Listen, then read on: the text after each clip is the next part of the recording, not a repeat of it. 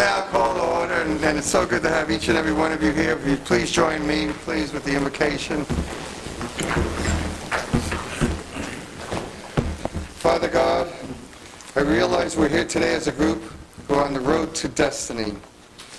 I do know, Lord, 2015 is the year of execution. We are a body in need to carry out and do our part. The process is in place to move forward. Thank you, Lord, for the opportunity and the vision that we are now realizing. Help us come together and accomplish our goals. Use what you gave us to bless us. That is our prayer, and I thank you in your precious name. Amen. Amen. Mr. Frame, would you lead us in the Pledge of Allegiance, sir? I pledge allegiance to the flag of the United States of America and to the republic for which it stands, one nation, under God, indivisible, with liberty and justice for all. Thank you so much. Appreciate y'all. Sweet. Okay. Does he know that? Yeah. Okay, good. All right. As we've done in all prior meetings, prior to a voice vote, we are going to ask if there's one abstention or anyone votes no or hear a no, we immediately go to a roll call. So we please appreciate that. Now, next will be public comments. We have a number of speakers. Appreciate you being here. Diana, Howard, would you please address us and say hello? Hello, everybody. Can you hear me? Yes, ma'am. All right. My name's Diana Howard. I'm from Virginia Beach, and we're all here today because moving people and goods is why we're here. Congestion and wasting our time and money is why we are all here. We all know that revenue for the transportation needs in Hampton roads is an issue, but few of us would agree with the waste of our tax dollars in this budget. I don't think we need another overpaid bureaucrat. Yes, we needed money for transportation, and raising the sales tax was supposed to solve it. But no, what does the General Assembly do? They create a regional government to waste millions of dollars on administrative costs yearly. And notice in here we have bank fees that's added on to the paying the fees for the state to tax us. Right? So, I mean, we could have just had a bonding office, but no, that wouldn't do. Then we have HB2 that's supposed to mandate the Commonwealth Transportation Board to standardize scoring procedures so projects could be selected, not politically chosen. But here we are on page 10. The Commonwealth Transportation Board is not required to fund the highest scoring projects, but is expected to provide the rationale if a project with a lowest score is funded over projects with higher scores. That's great. Then we got HB 1887. That's supposed to solve the problem of the money never filtering down to the projects that need to be funded in transportation, allotting funding streams for all the different categories. Unfortunately, it also gave more transportation dollars to the governor's Transportation Economic Development Fund. So much for taking the politically motivated projects out of the budget. And you wonder why we're always upset about paying taxes, because it always seems to get diverted to other things. So, that's my comment. Thank you. Appreciate you sharing with us. Down the side, please.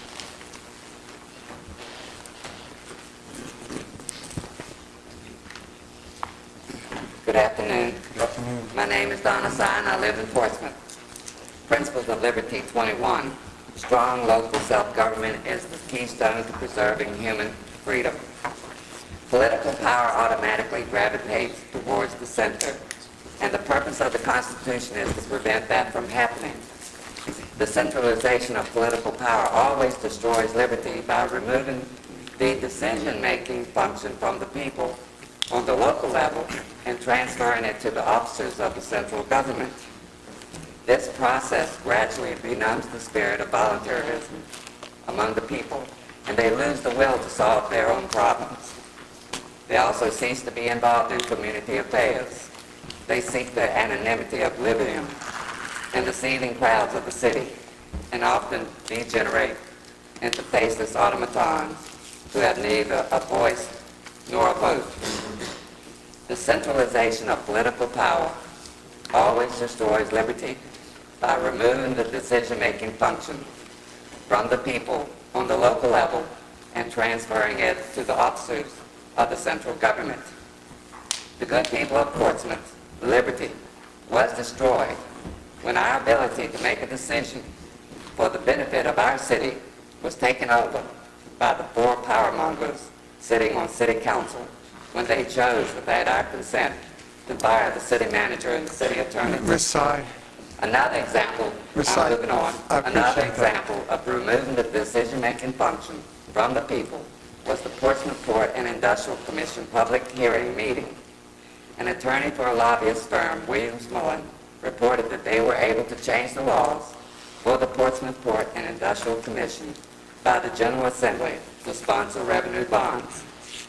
The centralization of political power always destroys liberty by removing the decision-making function from the people on the local level and transferring it to the officers of the central government. The General Assembly created the centralized government, the Hampton Road Transportation Accountability Commission, which has taken our liberty. We, the good people, had no decision-making power because our representatives do not consult with us.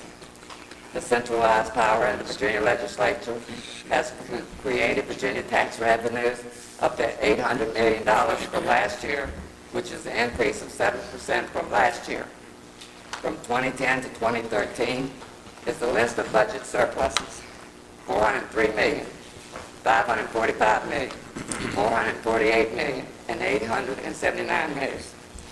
On the agenda for today is a proposal for an executive director of the Hrtac for almost $300,000 a year for salary and benefits, a chief financial officer for at least $164,000, an executive assistant of at least $63,000, approximately $521,000 a year for 3 positions, when in reality, all we needed was a method to obtain bonds to pay for the construction of roads, bridges, and tunnels.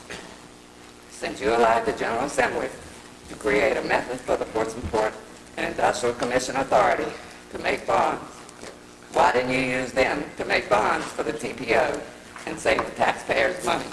Thanks for listening. thank you. Thank you very much. Mr. Frank Papson, please.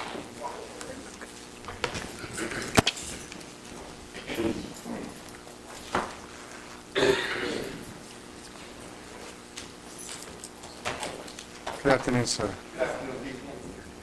Me again. I hate to bore some of you, but I read something that I want to pass on to people, those of you that were not present when I read this before. This is a quotation from Northern Virginia Transportation Authority. It was from the Mr. Knoll, Martin Knoll, the authority's chairman. This quote is, everything we do is designated to get people home, to get families faster in a congested region like ours. That's a tall order. So, first of all, reducing congestion in those regions with significant corridors. We have to have cooperation between jurisdictions and across agencies. With that in mind, you people are funding the light rail for Virginia Beach. And my opposition to it, which is not simple. What light rail is going to do is going to take transportation from people, not to rephrase that. It's going to bring people to Virginia Beach Boulevard from all segments of the city and from Norfolk and beyond, bringing it to a central point, Virginia Beach Boulevard. It's not going to help congestion at all. It's going to increase congestion on the boulevard and possibly even on 264. I tried to get from VDOT a list of the amount of vehicles traveling on 264, getting off on 64 in each direction, and from 64 onto 264 east, and have been unable to get that information from them. They said that they don't have that information.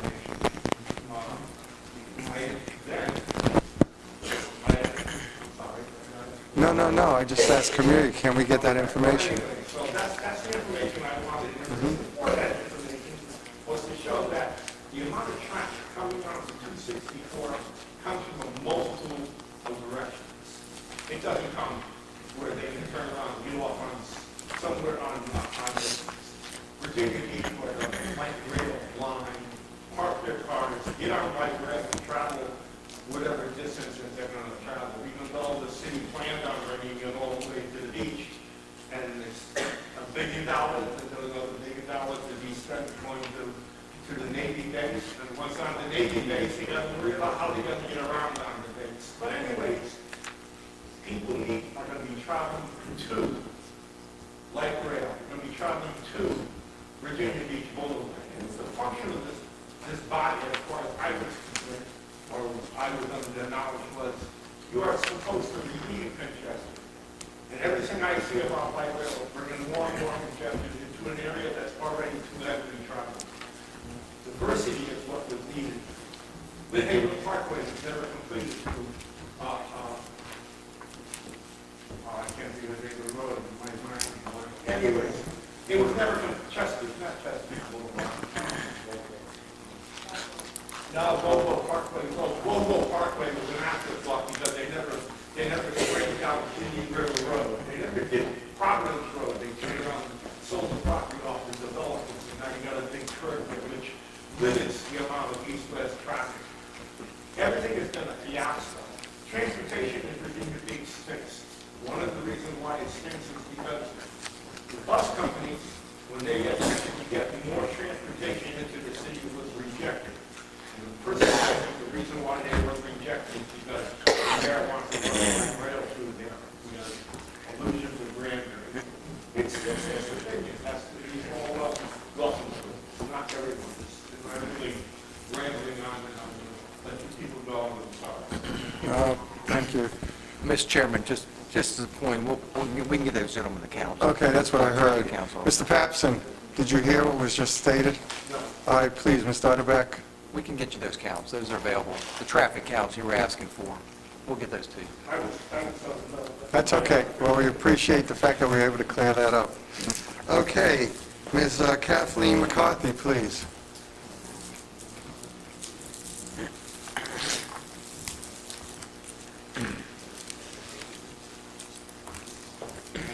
Good afternoon.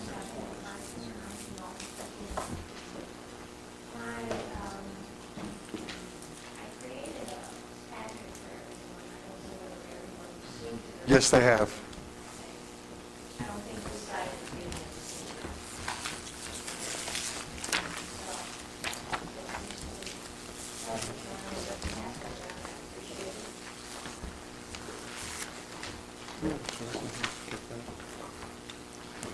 Kathy has my concerns, my questions, hoping that you will respond in time.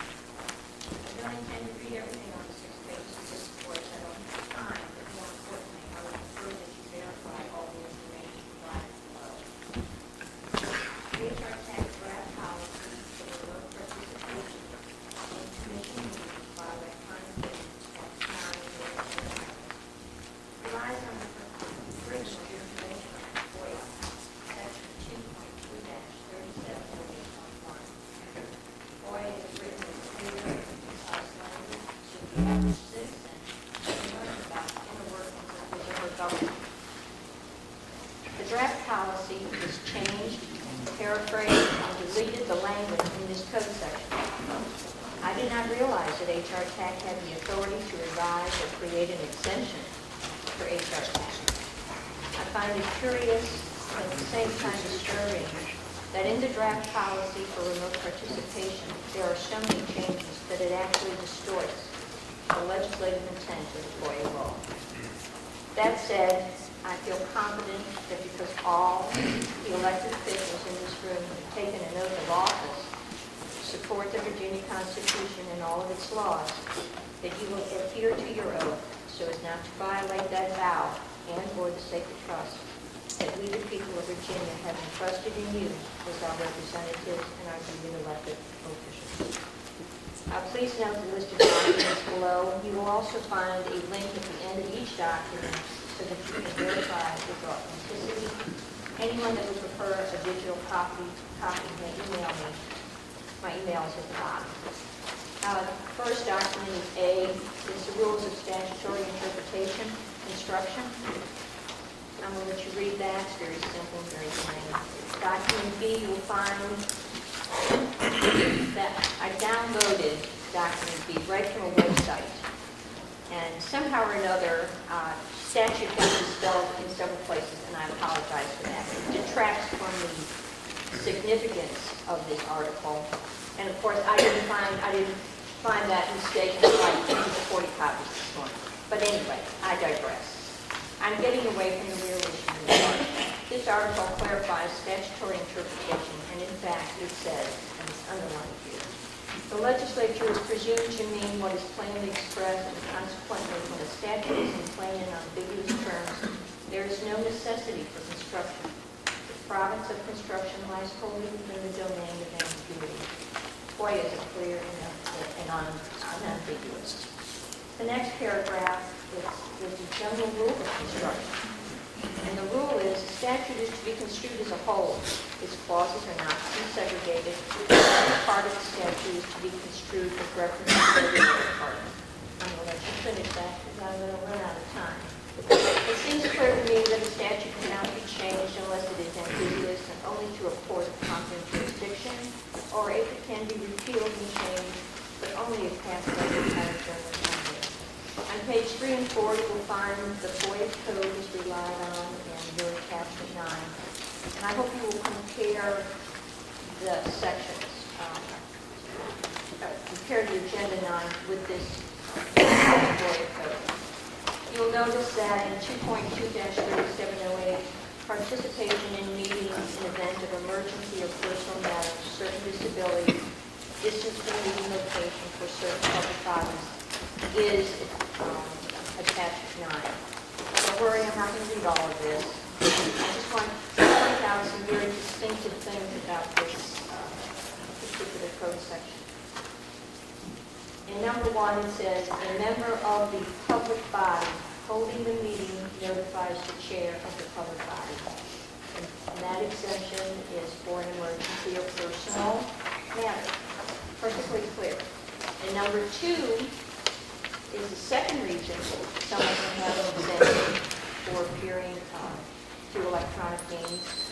And it says, if a member of a public body notifies the chair of the public body that such member is unable to attend the meeting due to permanent disability or medical condition. Again, very clear. Number 3 differentiates. It says, if on the day of the meeting, a member of a regional body notifies the chair of the public body. Doesn't say any, it says regional. And it makes perfect sense, because if this is a regional government, then you would include folks from cities and counties that live at distance from the place of the meeting. So you would need this exemption. So then I became curious, Ms. and McCarthy? as most of you know, Ms. McCarthy? at the beginning of each code section or statute or chapter, Ms. McCarthy, I don't know if my mic is on, so I apologize. I'm sorry. That's okay. If you'd be kind enough to just summarize or get to conclude, because your time unfortunately has passed. Okay, the definitions of a public body and a regional public body herein, well, lo and behold, I've been looking for a definition for a regional government since January of 2014. And if this is a regional body, section 2 says a regional body cannot be organized without a referendum. We people were denied that right. Thank you so much. Thank you. We do have the documents, and at the same time, we do have an item on number 9 on our agenda, and I'll certainly defer to our attorney. Next speaker, please, is Mr. Robert Dean, please.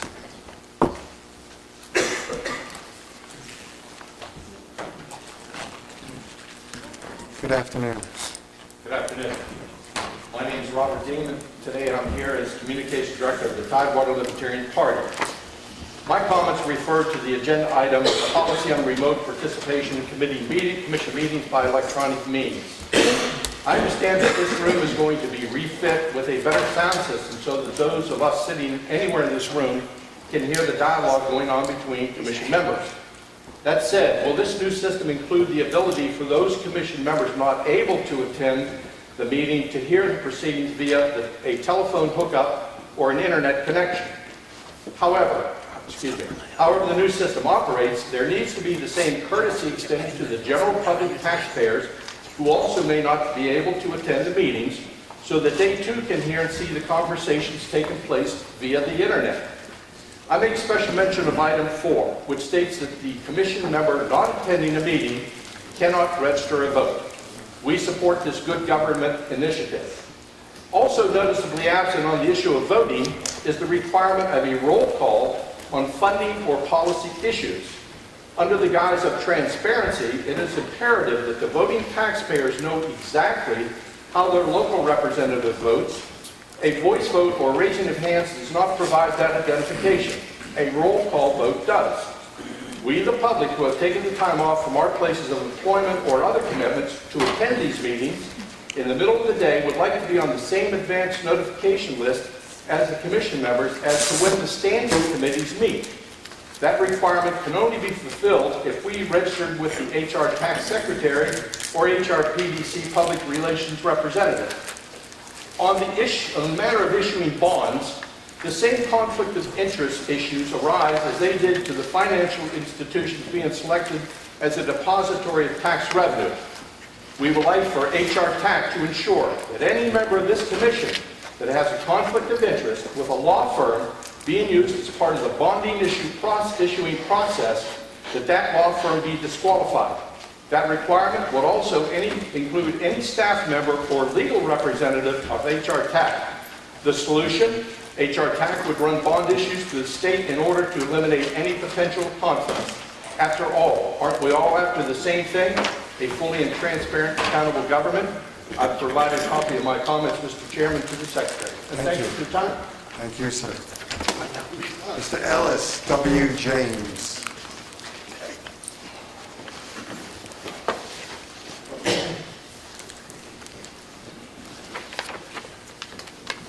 There you go, you nailed it. Thank you, Mr. Chair. No, thank you, sir. Your name is very Members important. of the commission, my name is Ellis W. James, and I reside in the city of Norfolk and have done so for a few years. I would like to call something to your attention. For those of you in the room, and I don't think there are many, but who were not here for the very important discussion that was triggered by Mr. Rucker from the federal level, and I'm glad that he did, because the TPO undertook a very important discussion.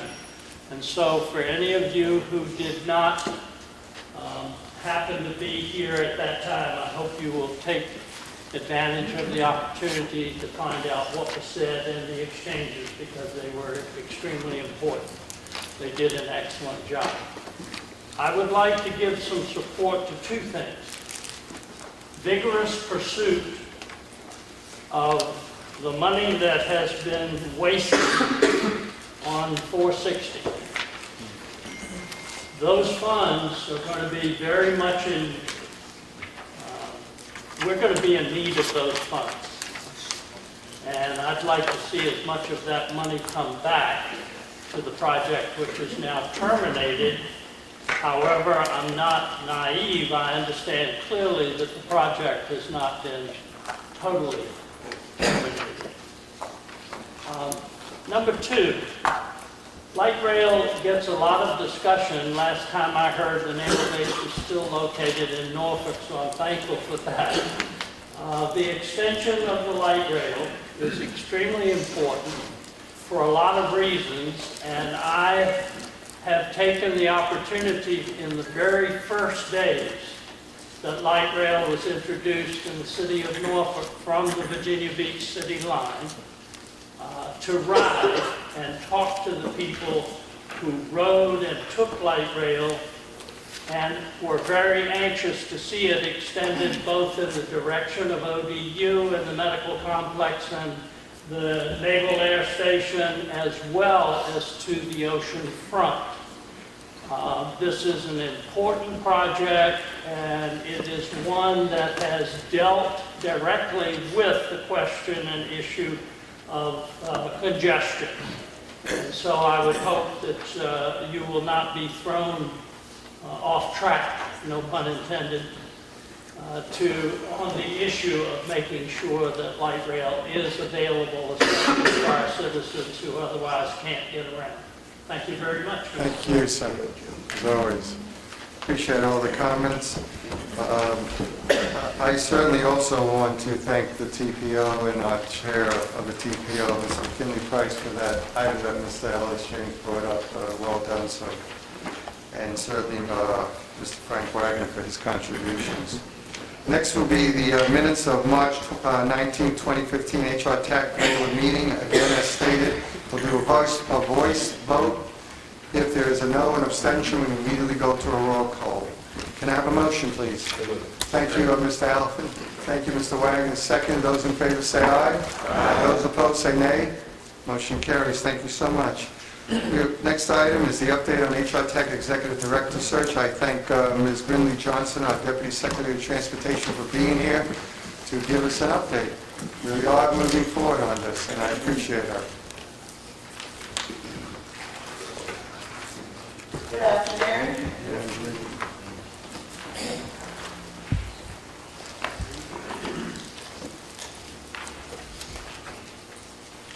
The research firm that we're using is called Springstead, and that's also the same group that's working with the HRTPO to find the executive director.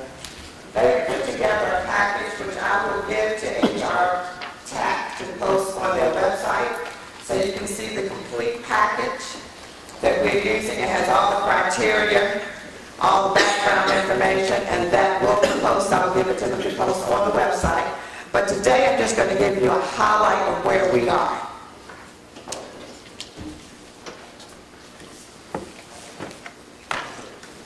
I must be technically challenged because it didn't work. There we go.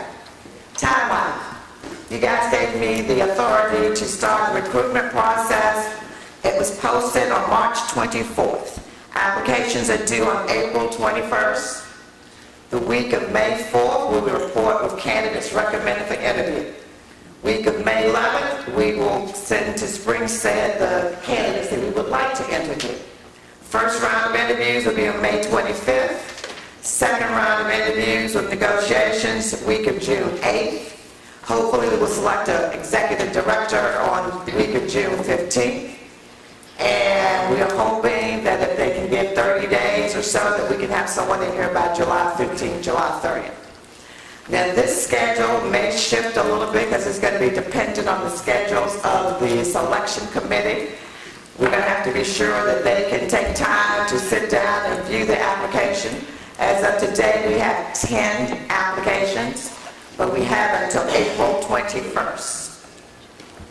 Just some of the key criteria we were looking for: knowledge of public finance and issuance of government bonds, ability to search for different pots of money, whether state, federal, maximizing income and revenue, a deal maker and a strong negotiator, a keen understanding of difficult and complex projects, understand the various sources of money, ability to work with VDOT, the PDC, TPO, and members of the city, county staffs, experience with the intricacies of public-private partnership, federal programs and structures, ability to manage multi-billion-dollar projects, strategic thinker, possess the ability to hit the ground running, because we really should have selected someone a lot earlier, a keen aware of political issues, but apolitical. Of course, they will have to have a bachelor's degree, a master's degree, and there's certain other characteristics that we're looking for. But these were some of the extra ones that we thought would be very beneficial. And this is some of the places where we posted: the Springstead website, ASHTO. There's a list there. We also published, I think, 10 universities and alumni associations. They personally picked about 100 people. The recruiting agency selected about 100 people, and they sent like a cold call. They sent an application to them. Once again, that's another list, of course, we're on Twitter and Facebook. But as I said, we got 10 applications, and the deadline will be April 21st. Any questions? Mr. This is again for informational purposes. The most important date is April 21st. That if you know somebody feel can be comparable for this particular position, please get that application in. Yes, Mr. Joanno? Have we set an amount of money that we will tell these people that that's what the job pays? It will be negotiable, and what the committee has selected between 170 to 235,000, based on experience. Now, let me also, I did not say this, all this work was done in conjunction with the selection committee. Senator Lucas was the chairperson, and I worked with her very closely to pull this off, to get this out to you. I do think that may be changing, but right now I would like to let you all know that Senator Lucas was very instrumental in getting this accomplished. Thank you. Thank you very much for the information. Appreciate it. The next item we have... I get weekly updates, and weekly I send the updates to the chair and to the full committee, and to the selection committee. Thank you again. Appreciate your time and your efforts. Very much so.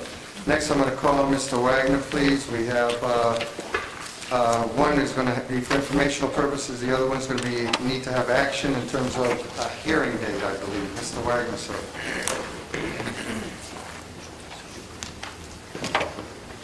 Thank you, Mr. Chairman. I believe the first item is the action with regards to the status of the banking situation. As you know, this commission has selected and downloaded two banks, one being BB&T, the other being First Union. The Finance Committee has met at length and signed innumerable documents between BB&T and First Union to establish the bank accounts so that the money that is currently being held by Treasury can be transferred into our accounts, and we can start to draw interest and use those expenditures. Right now, we had a meeting yesterday. Danetta and Nancy were there, along with myself in Richmond, along with Secretary Brown. The Secretary of Finance showed up, as well as members from Treasury and VDOT, to coordinate the first wire transfer of funds into the BB&T account. That initial wire transfer will be in the neighborhood of $269 million that will be deposited into the BB&T account. It is about $2 million of that, or somewhere in that neighborhood, will then be transferred over to the First Union account for operating expenses. We have some back bills, legal expenses, a few things that we need to catch up on. And we've been operating on the good graces of a number of folks who basically donated services to this, and those bills are due. The balance of the money will be placed at BB&T. There's two basic accounts. One has a limit of $100 million. It is an interest-bearing account at not a great deal of interest, not that any interest rates are great. And then there's another managed account, also a subsidiary of BB&T, that can safely invest the balance of the money in anything from 1 to 7-year obligations. Obviously, the longer the duration, the greater the interest return. But it's estimated that with the current money and the current cash flow situation we're looking at, we can anticipate somewhere in the neighborhood of $1 to $2 million a year in interest alone, not involving any taxpayers' money whatsoever in terms of that, and allow it to build interest. We are receiving, on average, and will, now that the accounts are set up, have another somewhere between $10 and $15 million a month deposited into the BB&T account. If we're working hard on two things we hope to bring to you next time: an investment policy for your approval, which will look at the 1 and 3 and 5 year and establish those agreements, and we'll get that out to you as soon as we can make arrangements with BB&T to set up that investment policy. In the meantime, the $269 million will max out the $100 million account, and then the $169 will be placed in safe short-term securities until we can develop that policy, and you all have the opportunity to approve the policy. It is a balancing act, as you might imagine, to be able to anticipate the cash flow requirements from immediate to long-term based on the movement of projects and when the monies will be available. Again, it would be my hope, as long as I'm the chairman of the Finance Committee, to get as maximum rate of return of interest as we can, but still have that money available when needed to make sure that these projects can move forward. So there's been fairly lengthy analysis ongoing parallel to the banking to try to determine that. And I hope that when we come back a little bit at the next meeting with the policy, that we'll be able to give you an idea of the amounts of money that will be deposited in the 1, 3, maybe 5-year security accounts to get the maximum rate of return on behalf of this commission to meet it. So that is the status. It will be up and operational. The players were up there. I think the wire transfer might occur as early as tomorrow, but certainly by next week. The money will be, as part of this commission, down here and will be continuously replenished. So are there any questions?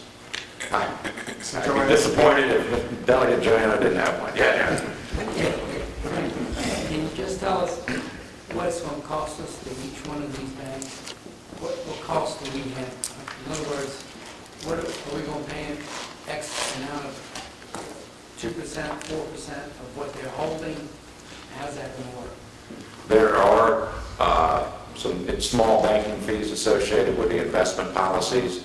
So when I quoted you the interest rate of return, those fees have been deducted from that. And that is a normal experience with these types of accounts, that there is a management fee. This is not, there are parameters in the Code of Virginia when you're investing government funds, exactly what and how much and what percentage of those can be invested in what types of accounts and what types of securities. They're out for the maximum rate of return, but that takes a professional manager to be able to decide between the limits they have on corporate bonds, short-term securities, government bonds, any number of different obligations that are out there. There is a professional that manages that, and that comes with a fee, but I believe the fee, Nancy, help me out, is it 20, 40,000? We were anticipating gross interest revenues of around $2 million to about $200,000 in fees, so about 10%. About 10% is the management fee for that. Second question, how about the other bank where they're not investing anything, they're just escrow? Pay them anything? There are some issues with that. Perhaps our attorney, Tom, the way it was established, the way this commission approved it was under that structure, that First Union would be the operating account and that BB&T would act as the holder of the dollars. Tom, do you have anything? No, that's the correct characterization, that Union First is the bank to which all the checks are cut out of it. So there'll be monies transferred to cover the expenses as they need to write checks. Further question for me, Mr. Chairman. Yes, sir. What are we paying that Union First? I don't, you could give them that kind of detail, because it's not exorbitant by any. There is Smaller fees than the. much smaller fees, and there is interest return on the balance of the account. So it's not a non-interest-bearing account with them. Thank you. Is there any other questions directed to Mr. Wang before he gets into the second letter B? You can please continue, sir, then with 5B. Okay, thank you, Mr. Chairman. And we have attachment 5B in your packet, the proposed budget. You will notice that we are not proposing any increase over the previous year's fees. I have talked with members of VDOT. Secretary Lane did say to cover the first year's operating expenses, so I'm going to hold them to that and would anticipate somewhere in the neighborhood of, as we project forward to the end of the balance of this year, somewhere in the neighborhood of $660,000 that we're looking at, if you see it, that anticipated and actual. So somewhere in that neighborhood is what we will send, thanks to the good gracious of Secretary Lane that made that commitment to us. And the budget will be presented before you is basically a pattern of the budget that you see there. And again, all we're looking for today is a motion to actually present this budget to the public for a public hearing that's, I believe, is scheduled for May 20th. And so, Mr. Chairman, I'd be happy to answer any questions. That is exactly correct. Before I ask for a motion, are there any questions for the chairman of the Finance Committee? Hearing none. Thank you, Mrs. Sessoms. And the second, Mrs. Sessoms, Ms. Johnson. Is there any further discussion on the motion? Hearing none. Those in favor say aye. Aye. Those opposed say nay. We will then have a public hearing on May 20th. What year is this? 2015. Thank you, Mr. Chairman. If I could close out by saying... What would be the time, by the way, for the public? 4 to 7 at the regional building. I apologize. Yes, and thank you, Mr. Chairman, for sort of clarifying that time. And just to close out the argument, I just want to remind everybody that's on the commission and also anybody visiting us today that this commission is established solely for the single purpose of funding congestion relieving road projects or bridge and tunnel projects. That is all this commission is authorized to expend money on. No mass transit, no public transit, no light rail. None of that is part of the commission's charter, and it's very clear in the Code of Virginia that this commission is established only as a congestion relief and can only fund those projects that have been approved by TPO as part of that congestion relief projects and move forward. So I just wanted to be crystal clear about this charter so nobody thinks that this is a commission that can go off and do other things outside of what that charter is. It's very clear, it's very distinct if you take time to read the code, and I just wanted to remind everybody here that that's all we should be focused on when we sit in this meeting, is focusing on how are we going to pay for the projects that TPO has told us they want built. And that's what we're here for, and that's why we're here to manage it. So, again, thank you very, very much, Mr. Chairman. Thank you for the clarification, and I appreciate all the efforts, not just of you, but the committee as a whole. Thank you again for what you do. Next item is specifically for information. As you can see, the topics is projects referred to the Hrtac Technical Advisory Committee. You'll see letter A and letter B as is written. Ms. Camelia Radenbach, could you just read those into the record, please? The first one is I-64, 264 interchange for additional environmental and engineering on the remainder of the needed interchange improvement, and the request is $10 million. The second project is Route 260, 5813 connector. That includes that segment plus the two interchanges at SIPSA facility and the Hampton Roads Executive Airport. This project is also for environmental engineering for $5 million. And I want to welcome Mr. Neil Crawford here. Appreciate you as the chairman of the technical committee. And this is specifically for information. These items are indeed referred to your committee, sir. So appreciate that. With that being said, the next item of business is number 7. Mr. Inglima, please, 7A. Yes, at the January meeting, the commission approved the memorandum of agreement with VDOT. It also approved the chairman working with the vice chairman and council to finalize the initial interim project agreements. There are 4 interim project agreements, 2 of which relate to the I-64, 264 interchange. That's preliminary engineering and right-of-way acquisition work. A third interim project agreement relates to the third crossing environmental SEIS, and the fourth one relates to the preliminary engineering on the I-64 Southside High-Rise Bridge project. All of those agreements have now been finalized and executed, and we're on to the next phase. Ms. Stutterbeck, would you continue with 7B, sir? Yes, sir. Just as a note, we have the presentations that we gave to the Hrtac this morning.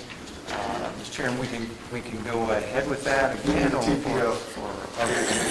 TPO. There are several members that have not been there. They're not at the TPO unless I'm wrong. Is there anyone who would wish to hear this at this time? Or do you all feel comfortable? Mr. Chairman, Yes, Mr. Joanno. could I just ask a question? Yes, sir. What, do you need to say anything before Mr. Joanno asks the question? You want to? Yes, sir. Go ahead, please. Just basically, how much federal funds are going to be put into this project?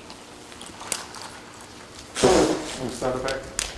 Right now, currently on the project, the engineering is federal money. So that is, it's the state federal. We've covered all of the preliminary engineering, about $13 million is what's on the project right now. I think this body has put $60 million toward right-of-way. That's where we stand so far on this project. And this is just a part of a project, or is it a full project? That was a part of the agreements, was to move PE and right-of-way forward at this time. So we have an interim agreement to keep the projects moving forward. Yes, sir. That's not going into, in other words, is this project going to cost in the future as we go along? What? Yes, the project, the construction cost for the entire project is estimated to be about $230 million. And that only includes that portion that you're talking about, which the area? Okay, and just let me step through. If you look at the slide, this is the entire project. Okay, this is the entire, go back to the original slide. So that's the entire project. What we were planning to do, there's about $60 million in right-of-way, over 70 parcels. So to try to move the construction forward in a more expedient manner, we are breaking the project in half. And we would try to move the first part, which is I-64, 264 ramps forward, and we try to advertise for construction next year.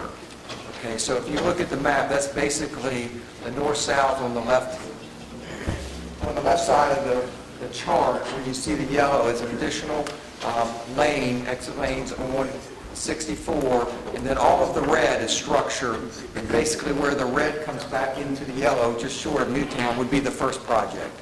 And we're trying to move that to construction next year. The remainder of the project would go the following year. The total budget for phase one, we're at, well, the construction, we're estimating $110 million. We'll get a better number for that as we move through the right-of-way phase.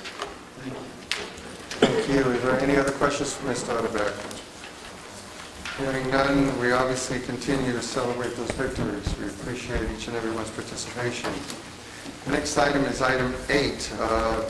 Mr. Gleamer as well as Mr. Hrtac, who would like to go first as a tag team? Jim, I can just introduce the topic is the segment 2 on the I-64 Peninsula widening project. VDOT and we have been working on an interim project agreement that will allow VDOT to go forward with the preliminary engineering work, or at least the beginning of the preliminary engineering work on that project. And Jim, why don't you go ahead and step through what you had in mind. Okay. All right. We can, again, this is segment 2, so of the first 12 miles, this would get us up to 199, or just past 199, which is the exit 242 on I-64. So this project, again, would join the segment 1 that is currently under contract in design, and we hope that that construction will start on segment 1 before Labor Day, so this in August, September, this time frame. So this segment, we've been working preliminary engineering on it and are prepared to take it through a design build, so the RFQ, request for qualifications, could go out in the next couple of weeks. And we would start that process moving.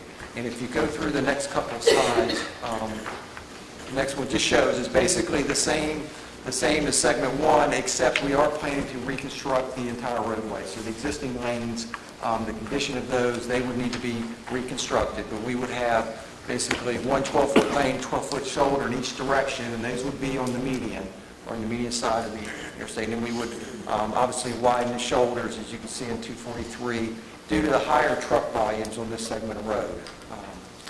And as you can see, there's 9 bridges and 6 major culverts. Yes, sir. Madam Clerk, why don't you, when the shoulders are going to be enough to be able to have lanes of traffic like On segment 1, Segment 1, okay. on segment 1, we are looking at strengthening the shoulders. not on segment 2? Not on segment Okay, so 2. just one clarification on the call. Right. Okay. Yes, sir. We're currently looking at that and have a potential work order to that contract to incorporate additional work on that. If I can't, but it makes, I know some issue about right-of-ways that are if you look at the shoulder, would it make sense to look at something similar, like in segment 1, to help us with maybe getting additional lanes, to having right-of-way issue, to go to 8 lanes? I'm just thinking ahead, you know, Well, Jonesy, environmental document and the traffic would show that 6 lanes on this section of road is all we need. So the ultimate 8-lane is up to Lee Hall. Right. So that's it. So this would, What use district section? right, and that's why we're looking at this as a final build configuration. Thank you. If I can, yes, Mr. Joyner, before I go to Mr. Wagner, Mr. Joyner, sir? Just one question.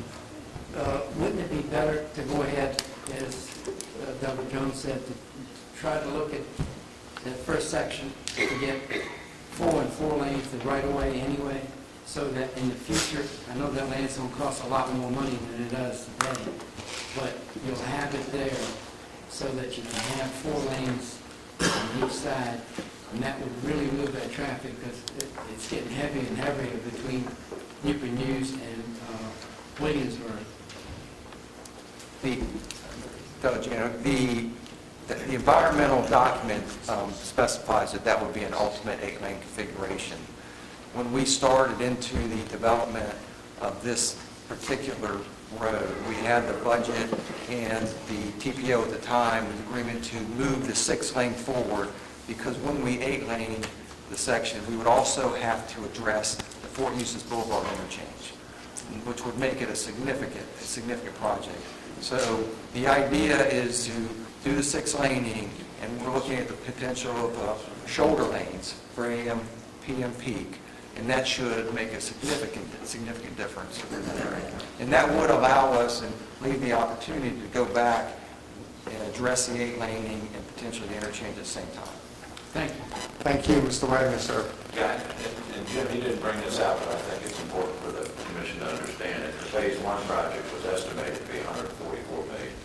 The state had agreed to pick up $100 million to the tab, and we, Hrtac, would pick up $44 million. The bids came in at $88 million, and there were some add-ons and additions. Jim, you could probably highlight what those were to raise it to $122 million. So we're only on the hook for $22 million and get Phase 1 done. I would hope that we would do everything as a commission. If these are the prices we got to get Phase 2 and get them started, apparently people are hungry out there, and it's a great time to get work out on the table. So and we got the money, and we need to be expedited some of these projects. Well, once we get to 8B and we get a vote, we will do that. Mr. Yancey, please. Actually, Mr. Chairman, the Vice Chairman said exactly what I was going to say. Oh, sorry. All right, what's going to happen is I'm going to call on you for a motion after I go to Mr. Englima. We're going to go through the next 2 slides just very quickly. Next slide. And we want to talk about allocating some funding to this project so we can get it into the STIP and 6-year improvement program and get a record decision as we did on segment 1. And just the next slide shows a little bit of a top-line schedule. As I said, we can move the RFQ. The key piece of this 2-step design build is the RFQ release, which we're hoping to do that in the June timeframe, if everything goes.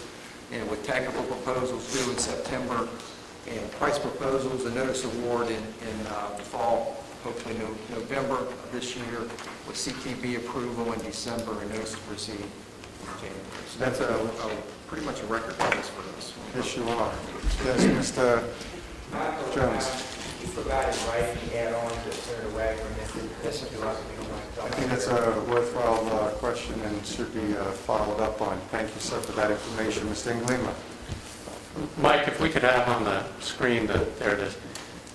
So the proposed resolution was included in the agenda package, and what is being discussed today is that of the $214 million project, there's going to be an interim project agreement entered into to allow EDOT to continue working, and currently the PE work that's being authorized, I believe in the contract, is for $6 million. Jim, correct me if I'm wrong on that. The remainder of the work on the project will have to be authorized at a subsequent meeting where the commission can consider its financing alternatives for completing the whole project. The interim project agreement is in a form consistent with the one that was presented at the January meeting and then finalized, and the $5 million was part of the funding plan that went through the public hearing process. and we've confirmed that the cash flows support incurring that $5 million. So if anyone has any questions about the proposed resolution, we can answer them at this time. Let me say this, I had an opportunity to be on the phone with Mr. Nglima as well as Mr. Kirkpatrick, and it was very enjoyable. Mr. Chairman, if I could add a comment. Yes, please. Mr. William and I have gone over these documents carefully along with VDOT, and I draw your attention to paragraph 7. You know, as long as I'm chairman of finance, we're not paying bills until they've actually incurred the costs. So this is not going to be we need 60 million to do this project, send us 60 million. This is 60 million. Oh, by the way, we spent 5, send us 5. We spent 10, spend us 10. And so if you draw your attention to the 7 in the draft agreement, I think you'll see that they basically have to invoice us for their money and those expenses. Excellent. So we wanted to make sure that we had that degree of control over the money that we're responsible for. Mr. Yancey, can I have a motion, please? Mr. Hippel, can I have a second, please? Second. This will be a roll call, please. Can we restate the motion? Oh, I apologize, I assumed, would you go ahead and read the motion, sir? So I guess the motion will be to approve Resolution 2015-01 included in the agenda packet for today's meeting. All minds clear? Would you please call the names? Chesapeake. Yes, no, not Chesapeake, Krasnow. Hrtac, yes. Okay. Franklin, Rainston, Johnson, Ashford. Yes. Hampton, George Wallace. Yes. Isle of Wight, Wisconsin. Yes. James City, Michael Hippel. Yes. Newport News, Mackenzie Price. Yes. Paul Frame. Yes. Mr. Hunt is not here. Mr. Wright. Mr. Dallas Jones. Yes. Ms. Johnson. Yes. Mr. Sessoms. Yes. Mr. Holman. Yes. Mr. Shepherd. Yes. Senator Lucas. Senator Wagner. Yes. Delegate Joanna. Yes. Delegate Chris Jones. Yes. Delegate Yancey. Yes.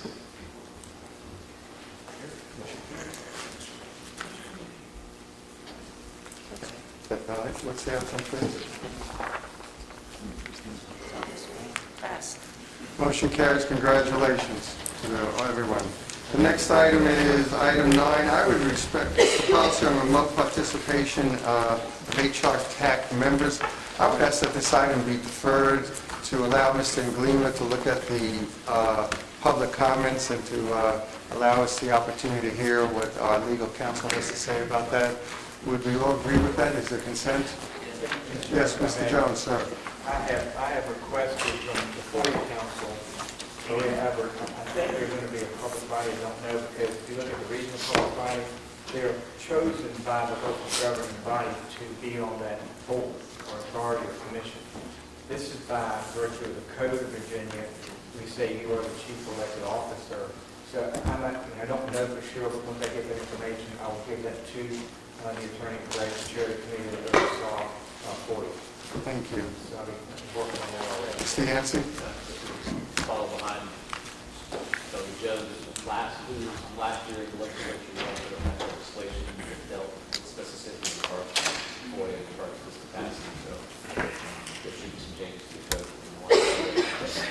That's a project.